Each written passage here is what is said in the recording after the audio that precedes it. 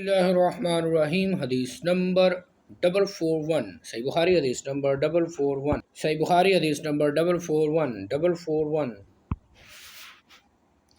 صحیح بخاری حدیث نمبر 441 حضرت سعد بن سعد رضی اللہ تعالیٰ عنہ سے روایت ہے، انہوں نے فرمایا رسول اللہ صلی اللہ علیہ وسلم حضرت فاطمہ کے گھر تشریف لائے تو حضرت علی کو گھر نہ پا کر ان سے پوچھا کہ تمہارا چچا زاد کہاں گئے؟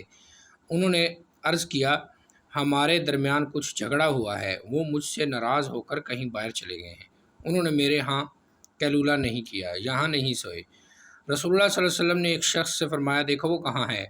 وہ دیکھ کر آیا اور کہنے لگا اللہ کے رسول وہ مسجد میں سو رہے ہیں۔ یہ سن کر آپ مسجد میں تشریف لے گئے جہاں حضرت علی لیٹے ہوئے تھے، ان کے ایک پہلو سے چادر ہٹنے کی وجہ سے وہاں مٹی لگ گئی تھی۔ رسول اللہ صلی اللہ علیہ وسلم نے ان کے جسم سے مٹی صاف کرتے ہوئے فرمانے لگے ابو تراب اٹھو ابو تراب۔